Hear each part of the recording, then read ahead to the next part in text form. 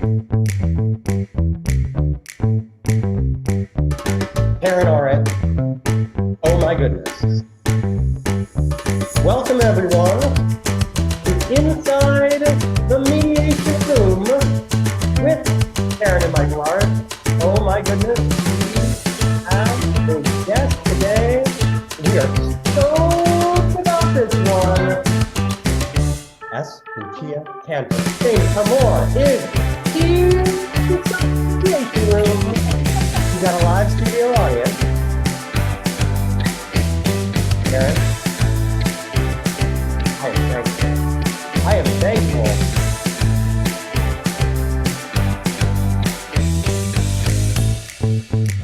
I am thankful. This Thanksgiving, 48 hours away. How grateful are we to have Lucia with us today inside the mediation room. She has a new book out, For the Forces of Good, the Superpower of Everyday Negotiation. Oh, Lucia, we have this thing highlighted. We have. Oh, I love the highlighting. Oh yeah. Oh, we got into this one. She has a book out. She's got a podcast launched early this year with the same title, For the Forces of Good, the Superpower of Everyday Negotiation. Why not say it again? Because it's fun to say. She is a vice president of the United Nations Women USA in San Francisco, a California attorney, a mediator, the founder of the dispute resolution firm Pactum Factum. She's taught negotiation and mediation for 10 years at various universities, including UC Hastings College of Law and UC Berkeley. Oh, in your free time, just teaching at Berkeley. Huh, Lucia? In my copious amounts of free time, just a little hobby. Wow, Lucia is our superhuman superhero inside the mediation room today. Karen, where could we possibly begin? Well, first off, Lucia, we're honored to have you as our guest. We purchased your book and we've loved reading all of your super tips, which we'll cover today. Mm-hmm. And I just want to say, I got my daughter's cake. Oh, it's time. Boom. Yeah. Oh, yeah. And I think for the first question, we'll put it on here. And listeners, if you're listening, we are wearing capes for Lucia today. Oh, yeah. Lucia, before we begin, what is your favorite childhood cereal? Oh, that's right. I forgot you were going to ask me that question, but that's easy. That's easy because it's such a vivid memory, and it might surprise you. It's Cheerios. The reason I say it might surprise you is because you go, really? That's so plain, and you're such a splashy person. I got to tell you something about the Cheerios. Okay, so listen up. It's versatile. So not only does Cheerios actually, and I mean name brand Cheerios, not some generic brand, not only do they taste great on their own, you can accessorize them with the strawberries and with the blueberries and with the bananas. And then I also had this other experience, the one and only time when I drank too much in college and had a hangover the next morning. And I was so sick. I was so sick. I ate a bowl of Cheerios, cured immediately. Wow. So I'm loving the Cheerios. If I still ate carbs, I would be eating Cheerios. Okay, so we have Cheerios. You can accessorize your Cheerios, just like you've accessorized your book with your super tips. And I imagine as a mediator, negotiator, you accessorize your plain old agreements, make them jazzy. Right, those are all bespoke. Yep. Theme is happening here, Michael. Wow, this is something that we can learn from. And for those of you who are going to get really wasted at your Thanksgiving dinner, now Lucia has given you the cure. It's the Cheerios cure. Wow, didn't expect that advice. Yeah. Just one time though, huh? Just the one time. Just the one time. I learned my lesson. Okay. Wow. We're so happy to have you, Lucia. This was a fun, enlightening, awesome read. And gosh, what a feat of strength. We were talking right before we came on, the feat of strength to produce this. Just real quick, I know that it wasn't planned, but tell us what it was like, the courage, the determination, the experience of launching this book. What the heck was that like? What a feat. Yeah, it's pretty insane, actually. And it's not the writing of it is not the challenging part. So the book came pouring out of me. I never planned to write a book. In fact, I've been told for years, people have said, Lucia, you should write a book. You should write a book. I'm like, the books out there. Do we really need another one? I don't really want to have to sustain a point that long. It seems like a lot of work. I don't, no thanks. And then I had sort of an epiphany early this year and went, oh, now I can't unsee that. Now I got to write a book. And it came pouring out of me. You're not going to believe me. In 4 days, from March 28th to March 31st, I wrote this book. Chapter done, chapters intact, all in order, never reorganized it. It was done. Now, I will say that Sylvester Stallone reputedly wrote the screenplay for Rocky in 4 days. And I tell you, that holds up. You should watch it again. Holds up. It's some good stuff. So then you go through the copy editing process, the development editing process, your copy editing process, your proofreading processes. There are 3 different people. And so 9 drafts later, even though the content really isn't any different, you still go through like 9 drafts. And then you have your the rest of your production team for the design team, the interior design, the exterior design, the marketing, the publicity, and the writing was easy. It's the rest of all of that bringing it to the marketplace, that is where the rubber meets the road. That is what separates the women from the girls. Unbelievable. Awesome. And very inspiring to hear that you wrote that in 4 days. I imagine there are audience members right now who have thought about writing a book about peace or negotiation, and just to hear that you accomplished that and it's doable. Thank you for that story. Yeah, it is. And then it's just a matter of how do you get it into people's hands, because you write it, then you want to get it out there. And then there will come a point where you sort of say, gosh, I'm so over myself. This is such a sort of narcissistic process, which is an uncomfortable place, I think, for mediators to be, because it's always about the parties, right? It's not about us. And so that was the uncomfortable part for me. That was the getting out of my comfort zone part, where I felt like it was so much focus on me. Oh, the book. And with my UN Women work, I'm trying to get women out of Ukraine and Afghanistan and Pakistan and these places. Oh, but my book, right? You see how that doesn't quite track for me. It was like a cognitive dissonance. But it does, doesn't it? Because the concepts here apply to everyone. Yeah. Truly, everyone and anyone in the world can read this and apply it in their everyday life. And so the same concepts would be so helpful to the people that you are helping. And so we're going to dig into this. Before we dig into this, we had Chip Rose take this last time. It was very interesting. And so we had you take it. We have our students at Pepperdine Law take this. It's how we start our course at Pepperdine, Karen and I. And so you took the high 5 strengths test, and you got your number 1 strength. And Karen and I are so curious to know what the high 5 strengths test came up with for your number 1 strength. And maybe you can read us a bit of the description. We're curious if you relate to this, if you believe that this is accurate. It's been so accurate in the past. And then we want to understand how you have harnessed this strength to maximize your effectiveness as a negotiator, as a mediator, as an author, as a superhero. What's your number 1 strength, Lucia? The number 1 that came up for me, which I kind of love because of all my involvement in sports, is coach. Wow. So I went, oh, okay, I guess that feels about right. I might not have predicted it would have been coach, but it was coach. And I will compare this result to, first of all, I love quizzes.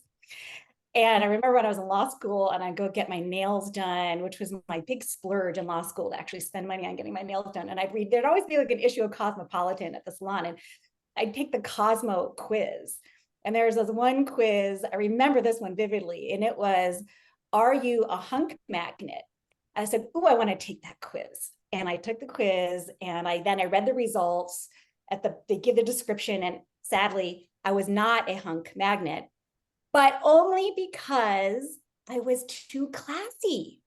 Oh. So that I felt was very mitigating. So when you sent me a quiz, I was like, yes, a quiz. So I did relate to the coach, even though I wanted to be a hunk magnet, and there was a good reason to not be. Even though I was a little surprised by coach, I wouldn't have predicted it. It does fit. And there's a description they gave. Your objective is to develop people's potential. Contrary to others might think, you believe that every person has the potential for development. Yes, I do believe that. None of the people has achieved the ultimate level of excellence. There's always space to grow.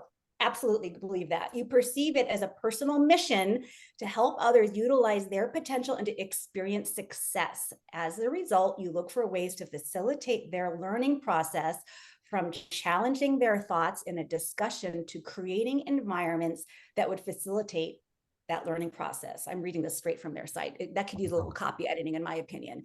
You are one of those leaders that really care about the development of team members, and they really appreciate it.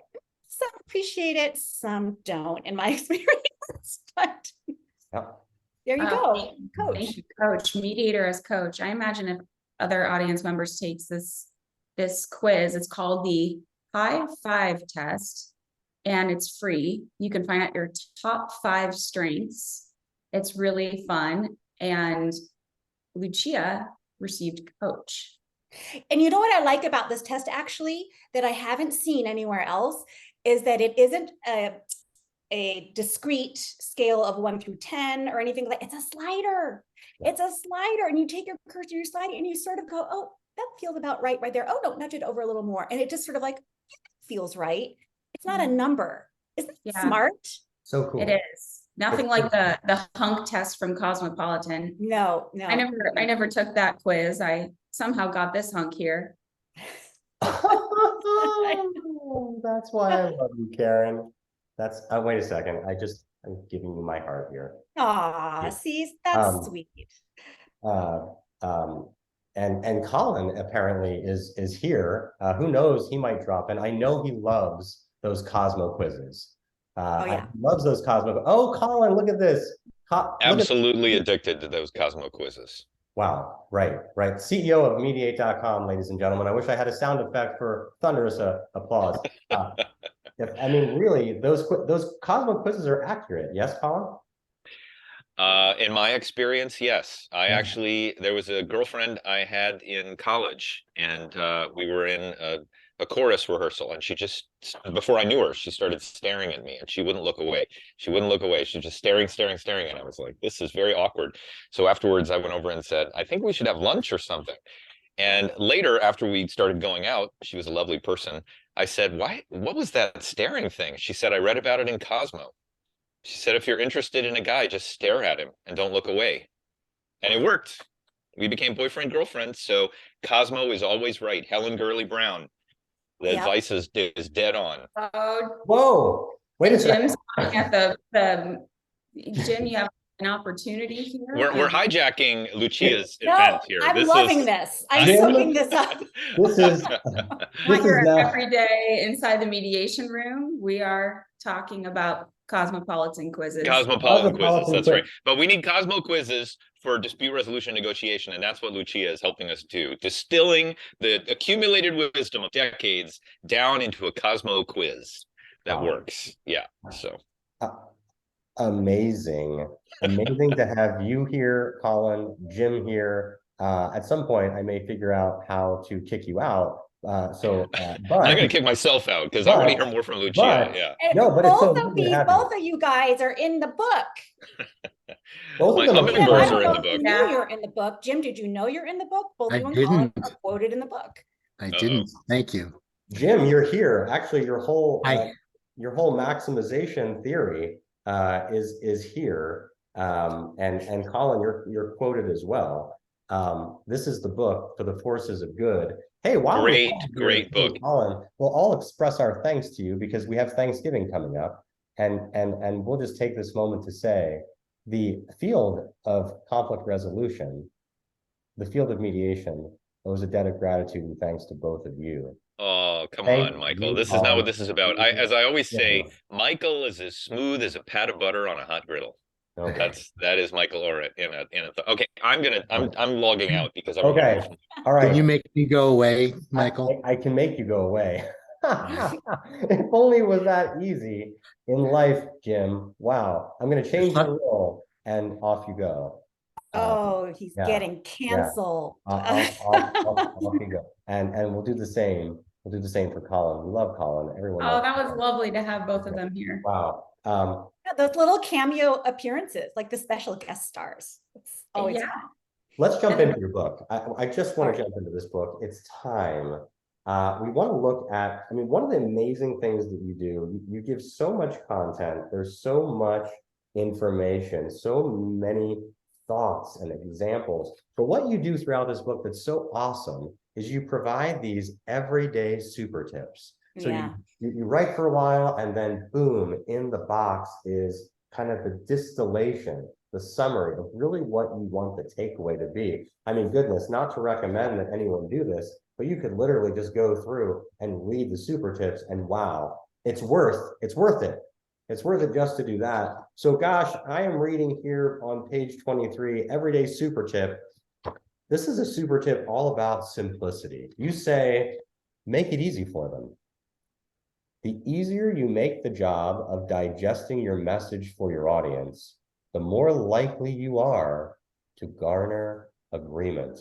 You go on to talk about that how no matter how eloquently written an email may be, if it's too long, if you try to communicate everything in that email, it's not strategic, it won't be appreciated, it probably won't even be read.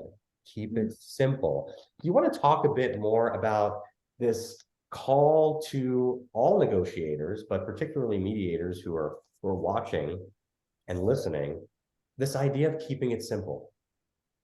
Right. Making it simple for that, making it easy for the other side to receive, to digest. I get probably 300 emails a day. That's just email. Then I've got Slack and Discord and LinkedIn messages and WhatsApp and text, and it's too much reading. So someone is not going to read a beautifully written email because they don't have the time, or they'll just look at all the words. And I don't know if you remember this scene in Amadeus when the emperor goes to a dress rehearsal of Mozart. It's of an opera, and of course it's brilliant. And they finish the dress rehearsal, and Mozart turned to the emperor and says, well, what did you think? Or something like that. And the emperor says, too many notes. Just get rid of some of them in the middle. I peeled it out of there, right? That is the response to a long email, even if it's just packed full of wonderful insights and content. So one of the things that I do is I will provide a table of contents in an email. I'll simply write at the front of it, at the top, in this email. And then it'll be the boom, boom, boom. You know, the 3 things you're going to find in the email. So then if there is a little more length to it, and I still try not to make it too long, but if there is a little more length to it, they know what they're getting into. Also, when I say strategic, when I say it's not strategic to write long emails, one is, we've already covered, it's probably not going to get read. Number 2 is, you don't necessarily want to show all your cards at once. You want to be strategic about how you use information. And this is also part of a concession plan, which I talk about elsewhere, but that you are kind of feeding out bits of information in a way that they can be received. And it's not necessarily all at once. You don't show your whole blueprint at once. It's not necessarily that effective. So then make it easy for them by, this is the third point, kind of doing the work for them. We had this conversation. Now I've written up this thing. Here's the table of contents for the email that I've given you. And then here's this attachment, or I've already drafted up some language. See what you think. And you could redline it if you want, right? You're making their job easy for them to participate. Very specifically, right? Give the call to action. Ask the question specifically after the content, ask the question, or what is the next step? Make that very clear. Don't bury that. Formatting is so key too. And so be clear about that call to action as well. Karen. Yeah, so it sounds like you're removing all of the barriers to getting them to agree. Do you find that keeping it simple in the form of an email, do you also use that strategy when you're in the room negotiating verbally? Do you keep it simple as well? Exactly. To break it down into bite-sized chunks. So when I go out to play 18 holes of golf, I don't think about how I'm playing 18 holes of golf. That's a lot. That's really tiring. That's, over 4 hours, and that's assuming pace of play is pretty good, right? It's too much. I think about, I'm going to play holes 1 through 3. And then when I'm done with hole 3, I go, okay, I'm going to play the next 3 holes. That's how I approach every round of golf. And it's really no different in negotiation and in mediation. You're breaking it down into manageable sizes. This also helps you see progress, the progress that you're making. And this is terribly important for mediators as part of our job to point out, look how much progress you're making. Look at the items where you've already agreed. And now this is very encouraging. You're showing that, oh, look, we're getting somewhere. You're doing a good job, right? You're sort of praising them. And this is very promising for being able to agree on other things. And it starts with breaking it down into steps. There is peace in simplicity. There is safety in simplicity. If you are, as a professional, able to break it down and make it simple, that is going to foster trust. At the Art Center for Divorce Mediation, we have 6 core values. We've had them since day 1. Our first core value is simplicity. Yep. Simplicity. And mediators, every email you write before you send it, you can assess that email line by line and ask yourself, can this be any simpler? Can I simplify this? You can do this from emails all the way to your structuring of your overall process. Where in your process can you potentially combine 2 steps? Or do you actually need this step in your process? How can you simplify everything for your clients? For potential clients, you'll get more conversions into clients. For your actual clients, you will probably wind up with better agreements, and in some cases, agreements when there wouldn't otherwise have been. Wow. Well, yeah, and also simplicity is often also elegance. And that's what I love about it too, because this is I call it the little black dress of negotiation, because it is essential and it goes with everything every day. So simple doesn't mean dumbed down. Absolutely not. It can be absolutely sublime. And getting back to this idea of breaking it down into steps, it enables you to show progress, which is success. So this is not a binary thing. When you're in either the category of deal-making negotiation or conflict resolution negotiation, it's not win or lose, or, oh, we got what we needed, or we didn't get what we needed, or it was a success, or it was not a success. Did you make progress? Because progress is a success. Even if you didn't reach a deal that day, did you make progress? Because there's still more opportunity. Yes. Okay. Yes. That's Absolutely. wonderful.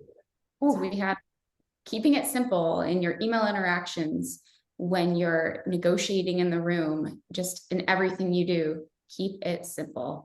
Make it easy for them is how I put it. And another way of doing that is using a no-oriented question rather than trying to, we have all of our getting to yes, getting past no literature, which is how I was trained on negotiation and mediation. And so if we put that on your head, you sort of dig into that, you go, when someone's trying to get you to say yes, how does that feel? Well, it can feel like, is it a trap? Do I trust them? Am I going to be committing to something that I don't know all the ramifications to? Makes me hesitate a little bit, maybe.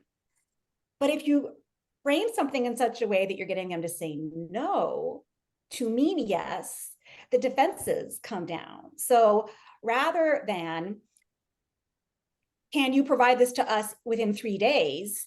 You're trying to get them to say yes. Oh, I don't know if I can provide it in 3 days. I don't know. What if I can't? Would it be unreasonable for you to get back to us within 3 days? Yeah. Now you're inviting a no response to mean yes. Interesting. It makes it easy for them. Oh, Wow. It's another example. It's kind of next level, making it easy for them. You're making it easy for them to say no, rather than making it harder for them to say yes to the same content. Isn't that neat? That's brilliant, because we teach our team too to open the lines to say yes, like remove all barriers, right? But what you're saying is really important, that sometimes it's actually more challenging to say yes. Right, that trying to get them to say yes might actually be a barrier. Yeah. Oh, wow. Mind blown. A few times in this book. This is another one. Thank you, Michael, for that tip. Super tip. I need to put my cape back on. Everyday super tip. This one's on page 47. I was really interested in this one, Lucia. It's called Introception, Your Body Knows. And you say, don't dismiss the information your body's communicating. I've long cautioned against hailing rational analysis as the best or only method of making decisions or engaging with others in negotiation, in conflict, or in the vagaries of everyday interactions. Those who can harness the powers of the mind and the body and reference them at appropriate moments, well, they're the next level, everyday negotiating superstars. yeah, darn tootin'. Yeah. Tell us what you mean about introception, your body knows. As a mediator sitting in the room, how do we connect with our body? How do we trust our instincts? How do we know? And how do we use that in the room to create powerful transformation with our clients? Right. So I think that this audience watching and listening to this understands even better than the non-mediator that rational analysis will only get us so far, because mediators understand that emotions are another category of facts, and it is our job to decode them, particularly the emotions of the parties. More than just emotions, though, what I'm talking about with the interoception, I sort of call it spidey sense. When your spidey senses are tingling, and we've all had that sensation, haven't we? And then we hear these buzzwords like, oh, get out of your comfort zone or conquer your fear. And we can get confused. Like, so should I ignore that sensation because it's fear and I have to conquer it? No, do not ignore the information your body is sending you. It is no different than executive level cognitive information that your brain is sending you. And you need to pay attention to both. So if you're getting that sensation in your body as a party in a negotiation or as a mediator, pause, go, oh, what's going on there? Maybe I need to ask some more questions. Maybe you have just observed something or felt something, to dig deeper, to sort of say, what did they mean by that? They're using this word punished a lot. What do you mean by punished? So you can ask, well, what do you mean by, so they're going to pay this money, sure, but then they're not really getting punished. Nobody's really getting punished. Oh, punished. I'm getting this sensation that this is really a charged thing. And yet that's not something on the table. So this is really important to that person. Let's not ignore that. Let's go there and see what that's about. And it doesn't mean that you're not conquering your fears or any of those things. It means that there's more to it than just the rational analysis. And that is the empowering thing about mediation, isn't it? Wow. Because when you go to court, what counts in court is the legally relevant information according to the rules of evidence. And then other people are making that decision. A judge, attorneys, a jury decides what they think is important. In mediation, both the cognitive level information and the emotional level, and then the nervous system stuff, the interoception, it's all relevant to bring about some resolution or some deal. It's really just fantastic if you can tap into that. I mean, where this really comes in for me, and maybe for many of our listeners, we're talking about superpowers.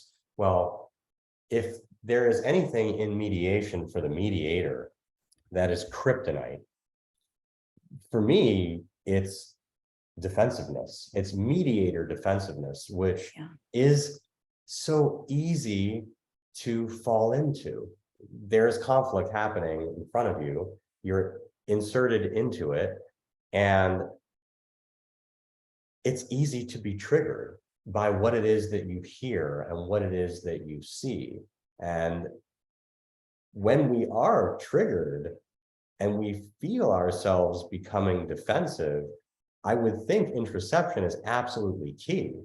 We might help ourselves as mediators become more aware of our biases and by our triggers if we are aware of this concept and listen to our body, or at least become aware of our body when we get a little warmer, you know, right. when we tense up just a bit, when we sit up a little, you know, a little straighter in our chair in that moment, when something, you know, our bodies know, I think, sometimes before we do. I think that's the point of this. Yes. And how powerful could that be for a mediator to be more effective in terms of kind of transmuting defensiveness into more openness, thanks to that. Right. And exactly. And a couple of things about that. Yes, your body oftentimes does perceive something before your cognitive mind does. And I have personally experienced that many, many times where I sort of say, wait, what is that feeling? And then I'll actually go to my paperwork and I'll look up a name or something, and I'll actually look up the information and I'll say, oh, see, my brain didn't remember that about that person, but my body remembered that about that person from 5 years ago when we were last together. So that's one point. The other one here is that the interoception and the observation of it can extend, especially for a mediator, beyond just observing your own, but observing the parties. Now, remember, the people who are in a conflict, they can't see themselves the way that you can observe them. They can't hear themselves or each other the way you can as a mediator. So you are much more likely to be someone who observes, for your spidey senses to go, oh, what is that about that person? Or hang on, that seems really inconsistent with something they were saying earlier. And you're getting this sense that, are they being honest? Like, you get a sense about someone, I'm not sure they're really being honest here. And so you could start to use reality checking or data testing, or, you know, to ask more questions and see what's going on for that person, because you're seeing and hearing things that they can't. This is beautiful, Lucia. You're talking about trusting yourself. We need to trust ourselves. We need to not shy away from our emotion. Let's use it inside of the room to transform the situation. I'd love to hear more about how we can distinguish between a feeling about the clients and what they're going through in their situation to help them, and how would we know if we're reacting, if we're being overly emotional? Right. So is it about me or is it about them? And so Michael said something a little earlier, talking about when we feel ourselves getting triggered in a mediation. And that's incredibly important to notice that if we are getting triggered, because that gets back to that impartiality, which is one of the cornerstones, which then impacts trust. And I think sometimes what people, including mediators, can forget is this is not my dispute. This is not about me. This is not my problem. Now, when you are a representative attorney, your client's problems are your problems, and that's part of the duty of self-advocacy. So you carry the yoke of that responsibility. It's also your problem. When you're a mediator, it's actually not your problem. And so that is one of the reasons when people ask me, Lucia, how many cases have you settled? My answer is none. I don't settle cases. The parties settle cases. I am very clear with myself that I'm helping them settle it. And there have been moments in mediations, and I bet people listening can relate to this, where maybe one of the parties sort of attacks the mediator or comes at you a little bit or tries to draw you in, knowingly or not, into some maybe power struggle or emotional tit for tat. And when I see that happening, I can call it out and I will simply say, this is not about me. None of this is about me. So if maybe as a mediator, you could reframe your own experience as none of this is about me, it's all about the other parties, that might help to re-anchor you. At the same time, let's be real. We do get triggered. We do have our own biases. So, and implicit biases. So if you are noticing something coming up, it happened to me last year when I was mediating a case where I felt one of the parties was bullying me. And I got very triggered. And I actually ultimately withdrew from the case. It's the one and only time that I withdrew from a case. And I said to that person, it seems to me that you don't trust me anymore. You've called into question my professionalism. And if that is the case, if you're questioning my professionalism, I can no longer serve on this case. And he immediately backed down. Oh, no. He didn't want to lose me. He said, oh, no, I don't know. Please don't leave. Please don't leave. It was sort of like, you couldn't unring that bell though. Like, you've questioned me. I've been triggered that I'm now being bullied. I actually don't even feel impartial anymore. And I'm going to admit, and feel free to judge it, go ahead. I actually couldn't get past that. Mm-hmm. And I said, I have to withdraw. Yeah. Maybe you would have done something differently, but in that moment in time, I said, I'm just not going to be able to stay in this. Wow. No, we are inside the mediation room. This is a no judgment zone. Okay, so what happens here stays here, like in Las Vegas, right? I mean, yes. Yeah. Yes, Lucia. No, this is a fascinating discussion. Actually, I want to move on, but also kind of keep this on the shelf close by, because your next super tip we want to cover, super tip, if you're just joining us, for the forces of good, the superpower of everyday negotiation, super tips. And we're looking now at page 49. And I need only say here with this super tip, rapport, right? You talk about how rapport is so important because you say genuinely connecting satisfies the basic need for people to feel like they belong.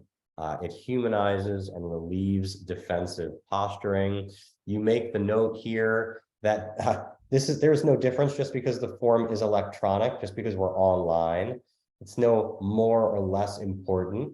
And I would imagine you even may believe that we're no more or less able to develop rapport online versus in the same room.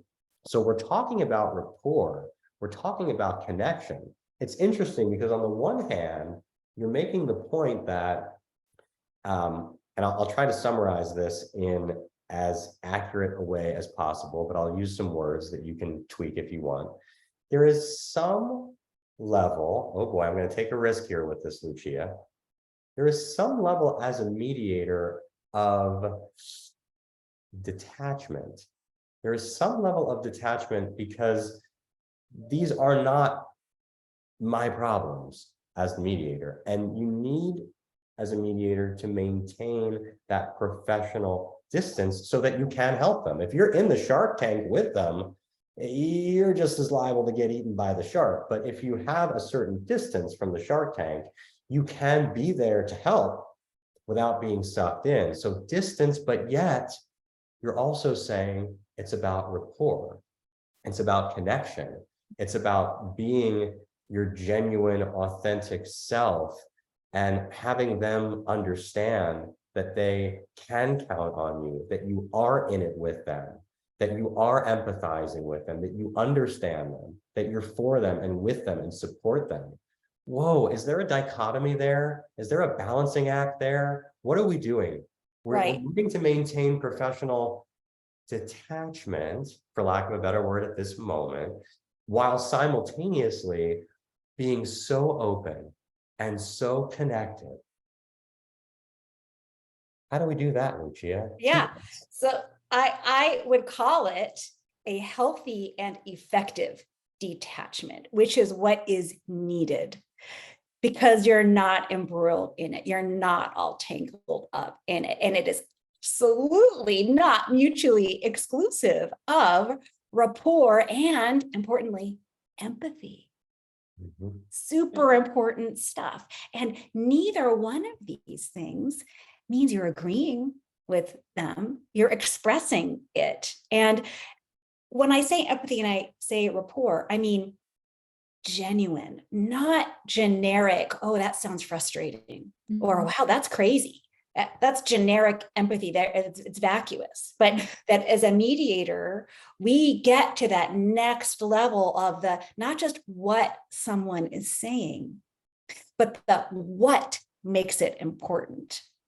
So the words as content, and then the emotions as content, all the while we're able to maintain that healthy and effective detachment. So that. Yeah. And you take time.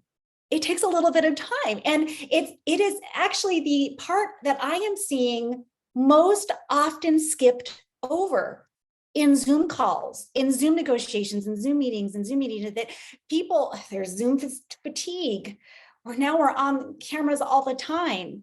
And so in order to quote unquote save time, we're going to quote unquote just get down to business and what matters. Yeah. And then, so you haven't taken a few minutes, and when I say a few minutes, I mean some 5 minutes, maybe more, to develop some rapport. And then you wonder why you're stuck. It's an investment.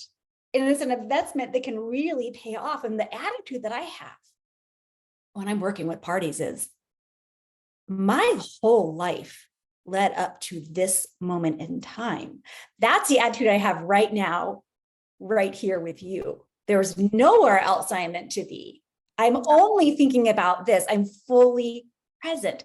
And when we're done, I'm going to go do something else and I'm not going to be thinking about it. So healthy and effective detachment means it actually sort of frees you up to express that rapport and the empathy. And then when you click end meeting and you go sit down for dinner with your family, you're not continuing to spool about it. You're then with your family. Yeah, but we're so unforgettable, Lucia, that I don't know if it applies to the future. Right. You'll remember us in your sleep. We put on capes and we're your biggest fans. But really, that's beautiful. And what you're saying is, as humans, we need to belong. And this is whether we're online or we're in person. And what we're doing is we're forgetting to connect online. And it's, hi, I have this screen up. And so now our clients or whoever we're speaking to, we don't need to connect with. We need that sense of belonging. Of course we do. And so you're saying, take it a step further, take time to build rapport. Don't just empathize, really feel it inside. You mentioned that in your book. There's a demonstrate it like, hey, I see you. I really see you for the messy multitude of a human being that you are. And when people feel seen, it's magic. Something opens up. And you said exactly the right word, Karen, and it's belonging, because that goes past inclusiveness. Inclusiveness means we're all here and we're going to learn to get along despite our differences, but people can still feel a part They can still feel separate and alone, even when they're included. Belonging means you are welcome here. You are valued here, and our differences don't create dissonance. And a mediator can do that for individuals. You came to the right place. Good for you that you're here. This is the most powerful place you can be, is in this mediation.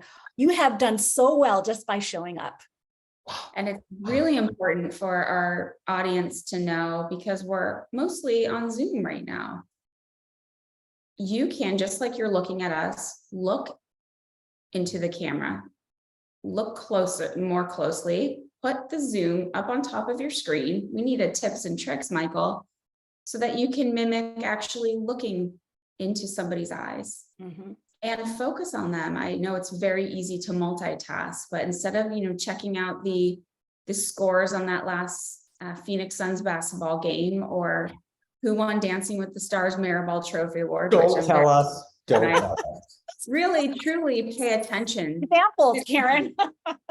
We need to pay attention. And if we're going to be doing this long-term online, we need to, what you're saying, treat others as if they have our full attention. And treat others not the way you want to be treated. I think that's wrong, by the way. Treat others how they want to be treated. Wow.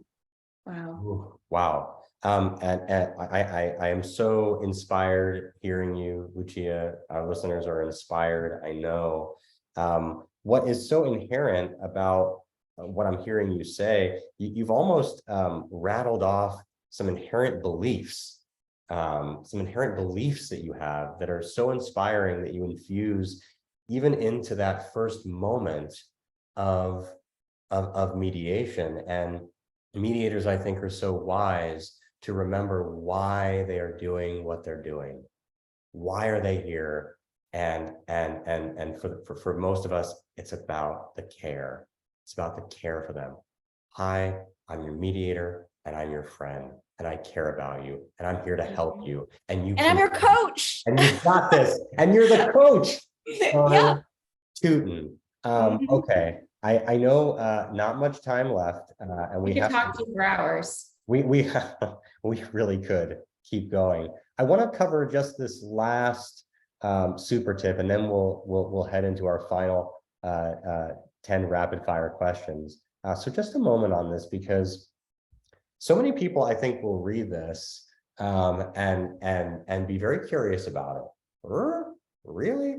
And I read it and I was like, oh, thank goodness someone said it out loud. Somebody said it out loud. I don't know what you're about to say. I said it out loud. All right, here's the super tip, okay? Oh gosh, I just love this. I just love it. Do not place too much importance on facts in negotiation.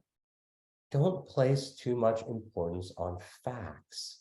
It's so interesting because, I mean, gosh, I learned from one of my mentors, Don Saposnik, the idea of family systems, and that really one person is going to have one set of facts and another person is going to have another set of facts. And wow, that set of facts is true for them, and that set of facts is true for them. And if we get in the business of trying to be the fact finder, we're going to get ourselves into trouble, because actually two truths may be simultaneously true for each of those people in mediation. Right. Whew, and so I read, don't place too much importance on facts. Help us understand that, and then we'll launch into these last 10 questions. I know, it's like the Schrodinger's cat. You're there. It's the quantum physicist / mediator. The cat is both dead and alive, and both are true. Yes, and it happens all the time. So we have all these categories of facts too. We have our personal facts, political facts, objective fact. Is there such a thing? We could talk for hours just about that, because then it starts to get a little philosophical. And ultimately, you don't actually have to agree on the facts. And it sounds insane, but you don't necessarily have to agree on all the facts. And this is something going into Thanksgiving. We're about to sit down with family members who we know. These are not situations or or dynamics we are unfamiliar with. All right, we're going into probably a predictable situation. So when are you two having a baby? And that's not what happened, disagreeing with a sibling about the past. Anyone, right?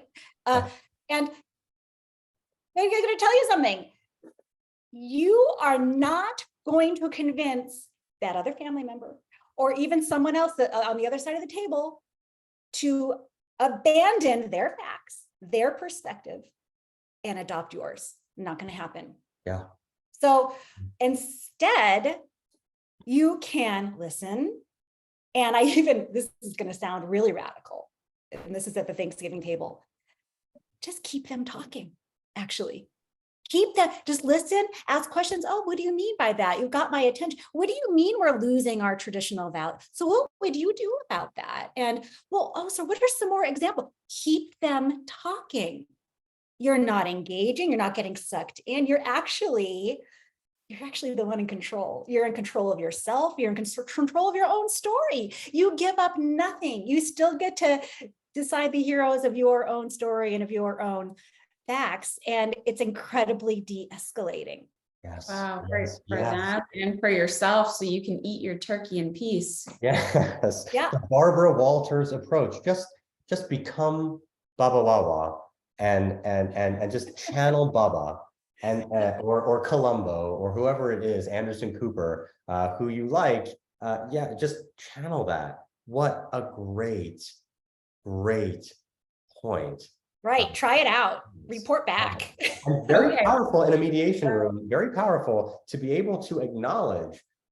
I'm hearing that the two of you are not agreeing on who did what first. And that's okay. Yes, and it's very possible you may never agree, but you actually don't have to agree on this to agree on this. And this is actually what we need to agree on. And so sidestep that, acknowledge their disagreement and empower them. Actually, they don't need to agree on this piece to agree on this piece over here. Moving on.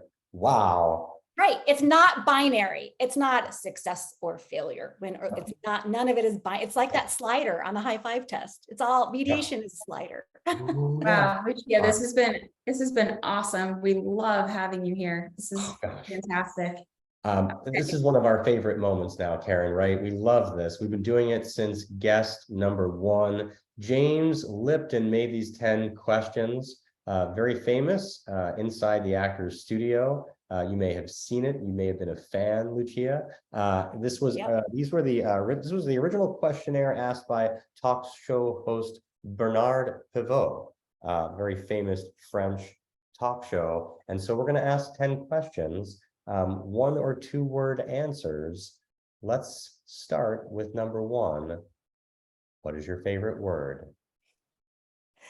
It's Italian. Mi raccomando.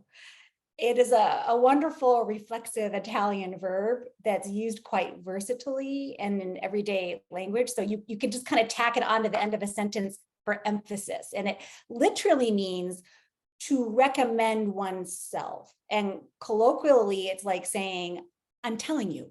So it can be used hospitably, as in try some of our homemade limoncello, mi raccomando, or sternly to one's teenager, by the time I get home, these clothes better be picked up off the floor, mi raccomando. Like, don't mess with me on this. I'm telling you. It's a good one, huh? Oh, I like it. I hope our listeners are taking notes right now. This is a good one. And what is your least favorite word? I'm not a fan of the word never. Yikes. So hopeless. Anytime one of my children utters this, I say, never is a long time. I would replace it with not yet. Okay. Not yet. Number 3, what turns you on? Okay, Lucia, behave. Okay, I'm going to go with shoes. Sweet baby Jesus, beautiful shoes. And one of the reasons I keep so busy is because otherwise I'll just buy more shoes. It's good. We appreciate your vulnerability. I imagine you're not the only one. I'm normalizing it for you. It's a strategy. Okay. And what turned you off? Oh, NIMBY attitudes. A good friend of mine and I have a running contest where we check in with each other and compare how many real conversations we had during the week, meaning those that aren't just people talking all about their own insular lives. And at the risk of this sounding like a scolding, I see NIMBYism in social justice advocacy, where people say, we're all in this together, only after it starts to impact them personally, but others have been working at it for years. What sound or noise do you love? I'm going to go with one that I've been starting to forget how it sounds, living where I live, and Colin can relate. It's rain, especially when I'm falling asleep at night. Mm-hmm. And what sound or noise do you hate? Oh, the sound that was pumped through the loudspeakers to prisoners of war, a crying baby. Yeah, I just can't. What is your favorite curse word? Well, I can curse in 6 languages and do consider it an art. I'm actually a fan of the synthetic expletives, like the ones I shout when I slice a shot on the golf course, like Farfignugan or cheese and crackers or son of a buckhorn. I like those. That's good. It's good when you have children as well. And what profession other than your own would you like to attempt? If there's ever an opening for karma delivery person, I would apply for that. What profession would you not like to do? I don't think I could work at Costco because I'm claustrophobic and there are no windows and it's crowded with people and I'm an itty bitty person. So everyone's taller than I am. And also lots of crying babies at Costco. I understand, but good samples. Samples. Yes, that go for the samples. Yeah. And well, Trader Joe's has samples too. So okay, they have windows. Oh, good to know. And Lucia, if heaven exists, what would you like to hear God say when you arrive at the pearly gates? Just in time. The pasta is hot and ready. The cake is in the oven and all your dogs are here waiting for you. Oh, wow. Wow. It's been an absolute pleasure. Audience, Michael, can you hold up the book one more time? Wow. Lucia Kanter. The Forces of Good. Mira comando. Mira comando. Very good. This is super fun. Another edition of Inside the Mediation Room.